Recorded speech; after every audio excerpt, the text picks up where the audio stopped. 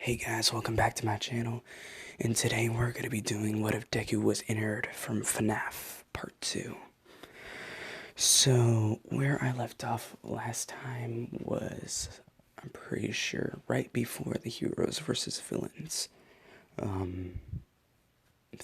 test. But before we get to that, about the multiple personalities disorder for Deku, I'm gonna try to do more of that emotion change in this series. I just wanted to let you guys know, but without further ado, let's get into the actual part. So for the heroes versus villains, it's the same teams. Yeah, let's just say it's the same teams, and let's say Deku kind of like shoots cables out of his fingers and he guides them through the entire building, wraps them around the bomb, and pulls the bomb out of the no, he doesn't do that. He shoots cables out of his fingers and he goes through the entire building and wraps up Bakugo and Ida and sort of pulls them out of the building, like, and drags them to the outside. And then Deku's like, tells Uraraka, hey, go inside and go get the bomb. I'm gonna have some fun. And his personality changes. His eye turns red. His robotic eye turns red, and he shifts into this like unstable person. I was gonna say psychotic, but that'd be a little much. Don't you think? So he's like, I'm gonna have some fun. And then Uraraka, a little creeped out, and she's like, okay, in like a nervous voice. And then he has fun. So basically, Uraraka goes inside, looks for the bomb. She finds the bomb, touches it. Hero's team wins with flying colors. And I'm just saying now, Deku's gonna be overpowered in this series. So that's it for that. Well, the heroes versus villains one, and everything else goes about the same. And now for the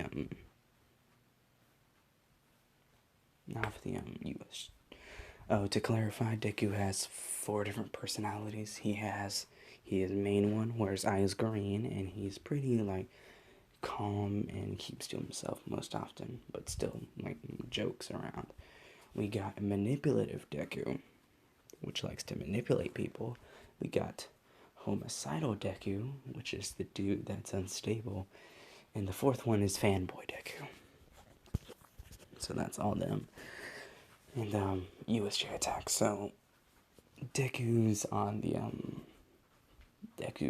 bus on the way to UA, and Frobby's like asking him, so what exactly is your quirk?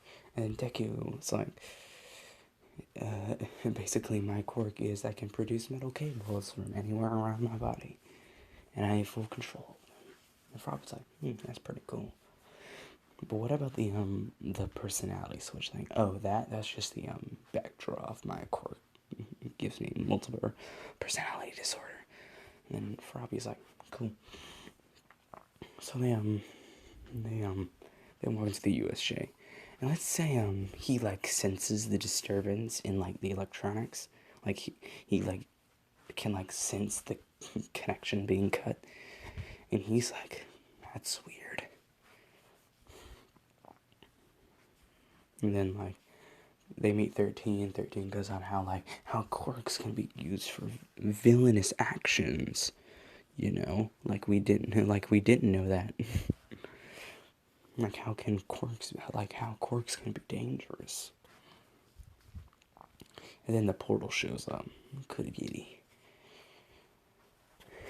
And then it was like about as soon as the villains about like start flooding out, Deku's like, before Aizawa can even do anything, Deku's already down there, like beating, like wrecking these guys. He's like tying them up and swinging them around, hitting the other people with them. He's also, he's going crazy. Doing some fighting style stuff. He can't. And then the Nomu comes out, and then Shigaraki's like, "Go kill that kid." And the Nomu runs over and punches Deku in the face, and he's like, and then he switches personalities to the homicidal one, and then homicidal's like, I'm just gonna call him that. Homicidal's just like, so you wanna play? And then Deku forms the cables like all around his body, making like a suit of armor, like basically a suit of armor. And then he's got like claws like in this, because like the cables are like torn at the ends, and he starts clawing at this thing. He's like clawing through this thing, and he's laughing with the most evilest laugh you can imagine. And he's got razor sharp teeth too. It's wow. But the Nomu keeps regenerating. Yeah. And then like homicidal, it's just like, ugh, this is getting boring. Like somehow he got bored at trying to kill something that won't die. So what he kind of does, he kind of does a backflip, and like in the middle of the backflip, he touches the Nomu's shoulders on both of his hands, and then the cables like go inside him and start stringing throughout his body on the inside, like slowly starting up at the legs, and then coming up through the torso, out through the arms, and finally hitting up to the brain, killing the thing. And I know it's very torturous, and that's what I like about this one. And then the personality shifts back to normal. And then everyone's like looking at him like, oh my god, this dude is crazy. And then like Shigaraki's like, what is this kid? And then Deku starts going back to the whipping. He starts wrecking these villains again. Let's say Shigaraki actually starts running at him. Like runs at him. Let's say Shigaraki actually gets a touch on him. Oh no, Deku, oh no. The metal starts to corrode, and oh no, Deku died. Nah, I'm messing with you guys. Shigaraki does touch him, but it doesn't work because the cables are like immune to disintegration because of the metal that they're made out of. Shigaraki is like, what? And then Deku's like, oh, you really think that's gonna work? And he kind of makes a wire or cable fist, and he punches him in the nose, and breaking his nose and sending him halfway across the USJ. And then when All Might gets there, he's just seeing villains tied up with cables. Some are like dangled up in them. Some are tied up. And like Kurigiri's like, we can't deal with this kid. And then they get out of there. And then let's put a little filler in. Do I want to do a filler? I might want to do a filler. Yeah, let's do a filler. So like, let's cut to like inside Deku's head. It's like the mindscape. And then there's just the 4 personalities sitting there. Sitting there. Oh, and what I meant by fanboy Deku, basically canon Deku. You know, nervous him.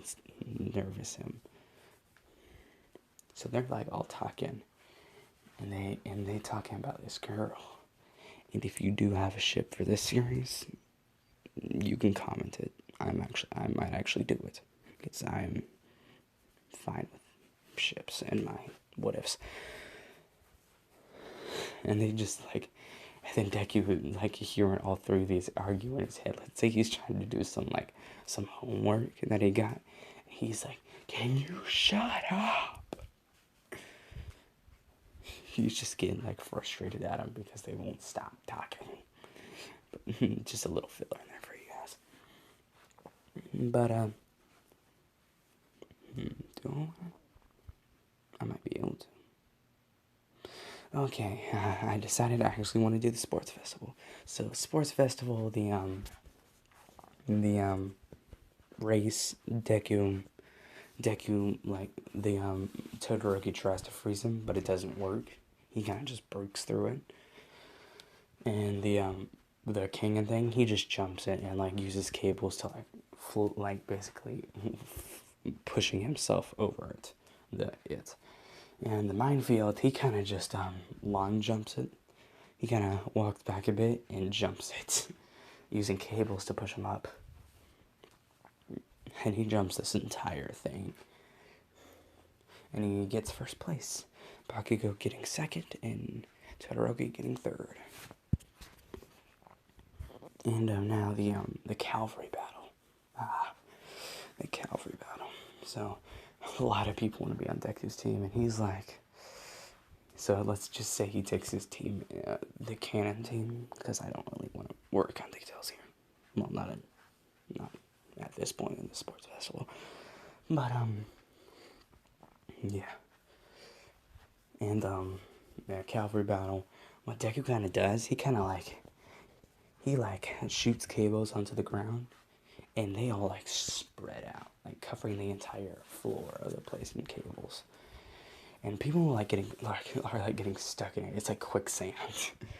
It's like a quicksand trap. So everyone starts like sinking, and then like after a certain point, it stops, and they're stuck there. And what they would do, it's not affecting them because Deku's on there, and they kind of ride by and get some of them headbands.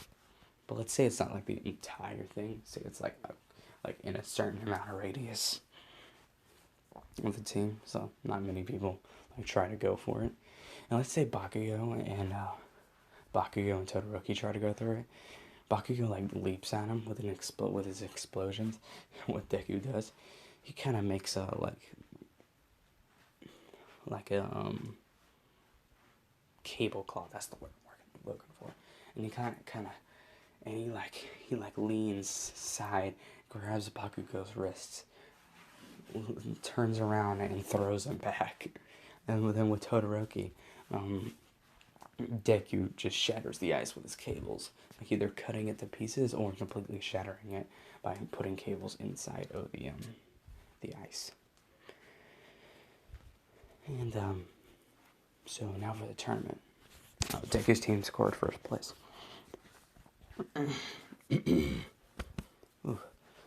So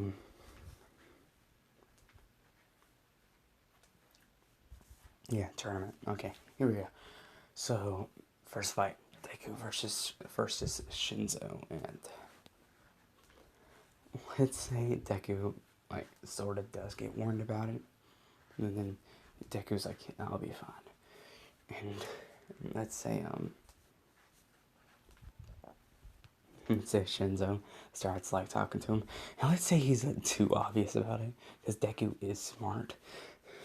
He's like way too obvious. So Deku's like thinking in his head. He's like, So no speaking. That kind of ruins the job, don't you think? Well, looks like no show for this round, boys. He's talking to the voices, the other personalities, and he's just not talking. And then like Shinza's like, oh, what's wrong? So a cat got your tongue. And then Deku like opens his mouth, and he sticks his tongue out, and his tongue's like a cable, like wrapped around in cables, just to scare Shinzo. And Shinzo's like, oh, what the? Shinzo's like, what the hell? And then Deku just, cable punches him out of the ring. Next fight, Deku versus Todoroki. So Todoroki has no choice but to use fire, but it doesn't really work because Deku's cables can't melt, and even when they would start to melt, they would sort of like reform.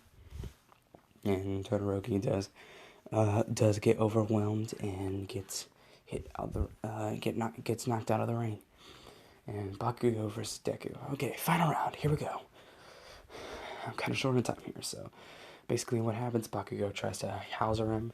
Deku goes full out, shifts into homicidal, and completely wrecks the dude, doing combo moves and throwing him. That's gonna be it for this part, guys. Make sure to like, subscribe, and I'll see you guys in the next part. Peace.